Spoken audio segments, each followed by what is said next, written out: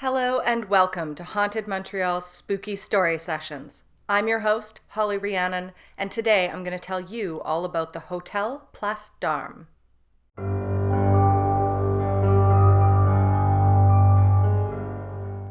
The glorious Hôtel Place occupies the southeastern corner of Old Montreal's most famous plaza. Opened in 2000, the boutique hotel with neo-Renaissance architecture caters to well-off tourists, corporate clients, and the international jet-set crowd. However, what interests us most here at Haunted Montreal is that despite its prestige, some say this hotel is haunted.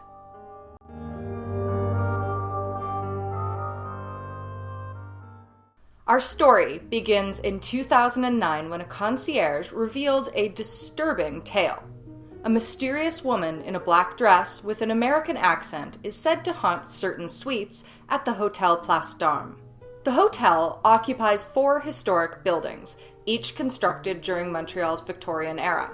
The westernmost building dates back to 1870, originally designed as the Montreal headquarters for the Great Scottish Life Insurance Company. Architects Hopkins and Willey created the 5-story structure, which has remained a fixture of Old Montreal ever since. In recognition of its historical significance, it was designated a historic site by the Quebec government in 1975. At the turn of the millennium, the Antonopolis Group acquired the building. Recognizing its prime location in Old Montreal, they renovated it and reopened it in the year 2000 as Montreal's very first boutique hotel. Boutique hotels like this one are known for their luxurious and tailored experiences. From high-end amenities to the option of purchasing items like bathrobes, pillows, or even the artwork on the walls, guests are offered a level of personalization that is not found in standard hotels. Set in repurposed heritage buildings and often located in sought-after neighborhoods, boutique hotels in Montreal attract those looking for a really unforgettable stay. Tourism Montreal once encouraged travelers to explore these hidden gems, promising unique experiences in the heart of the city. When Hôtel Place first opened, it quickly became a hit. Its popularity led to major expansion over the years, with the Antonopolis Group acquiring 3 neighboring buildings along St. Jacques Street to meet demand. These additions included the former People's Bank, the Alexander Cross Building, and a structure built in 1899 by the Saint Jean-Baptiste Society of Montreal. The hotel proudly celebrates its historic surroundings. According to its website, it's a part of Old Montreal's vibrant culture and boasts 2 restaurants, a rooftop terrace with stunning views, over 12,000 square feet of flexible meeting space, and an elegant hammam spa. It really is a favorite for both business and leisure travelers alike. With a solid 4.5-star rating on TripAdvisor, Hôtel Place clearly impresses those who visit. Interestingly, none of the lower reviews mention anything about ghosts or strange activity. It seems the mysterious woman in black prefers to keep her interactions to certain staff members rather than the hotel's clientele, which is kind of polite of her, honestly. Back in 2009, a McGill University history student sat down with Marie-Ève Laren, who was working as the concierge of Hôtel Place at the time. She'd been with the hotel for about a year and a half, juggling both concierge and front desk duties for its 135 rooms, including suites and penthouses. As concierge, Marie-Ève handled all sorts of requests, arranging flowers, booking dinner reservations, giving directions, and helping guests plan their visits around Montreal.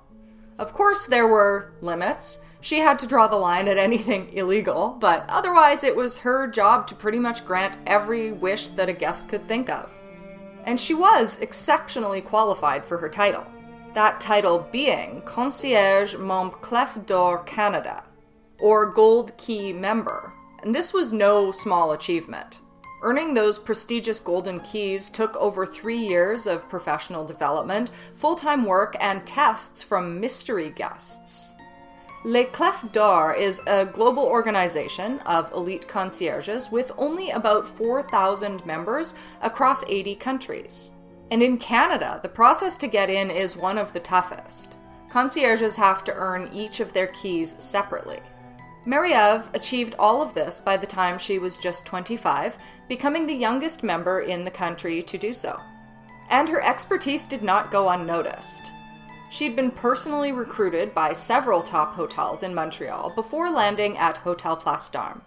For her, the role was all about knowing the city inside and out. Restaurants, shops, events, larger festivals. The biggest challenge, she would say, is always being on top of what's happening in the city. And despite the demanding hours, especially in the summer, Marie-Ève loved her work. To quote, she said, "Making people happy and making their stay in Montreal extraordinary is very rewarding." Now, unsurprisingly, there were whispers of the hotel being haunted right from the start.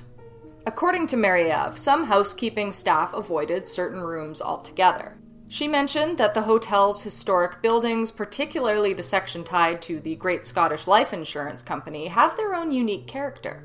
In these areas, as with much of the hotel, a lot of the old world charm remains intact. And this area is also where guests and staff have reported the most ghostly activity, notably in suites 1702, 1703, 1704, and 1705.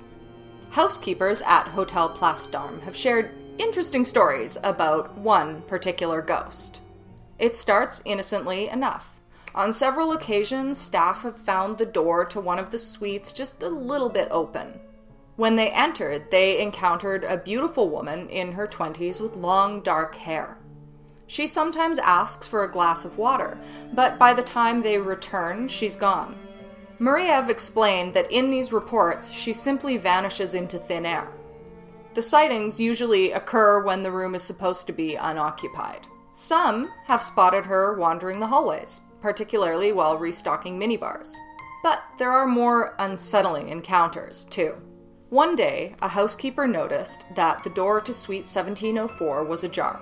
When she moved closer, she heard a woman's voice call out, "Come back later." Knowing the room wasn't booked, the housekeeper decided to investigate. What she saw made her freeze in terror.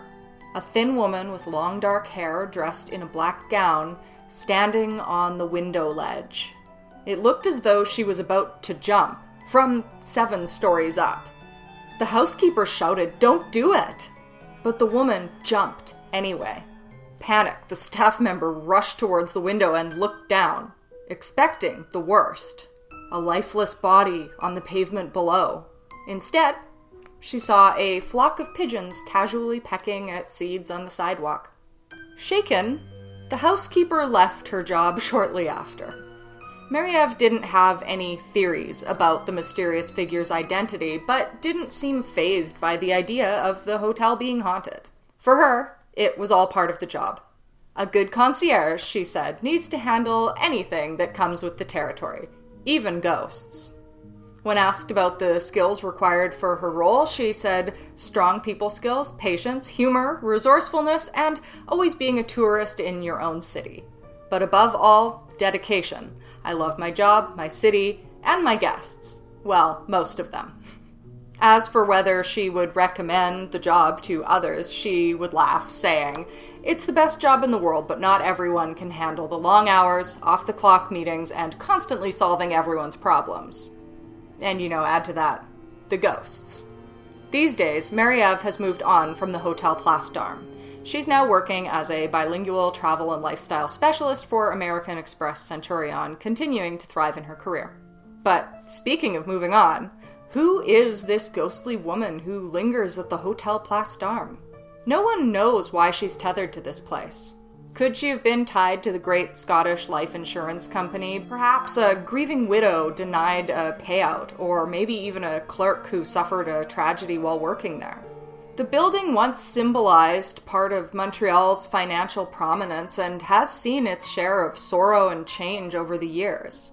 Could the woman have been part of the broader Victorian history of the city, or maybe connected to an adjoining building? Whether guest, resident, or someone lost in the shadows of the city's past, her identity remains unclear. We continue to research, but until more is uncovered, Housekeepers and staff remain wary of suites 1702, 1703, 1704, and 1705. After all, you never know when the woman in black might make her presence known once again. That's it for today's episode, but before we wrap up, we would love to hear from you. If you enjoyed this video, don't forget to like, comment, and subscribe to stay up to date on everything that we're doing here. Share your thoughts on the episode, and feel free to include one of your own ghost stories if you have one. For more tales from Haunted Montreal, be sure to check out the original blog over at hauntedmontreal.yt, where you can also get tickets for in-person haunted storytelling experiences. And don't forget, we'll be back with a new episode in 2 weeks. Until then, stay spooky.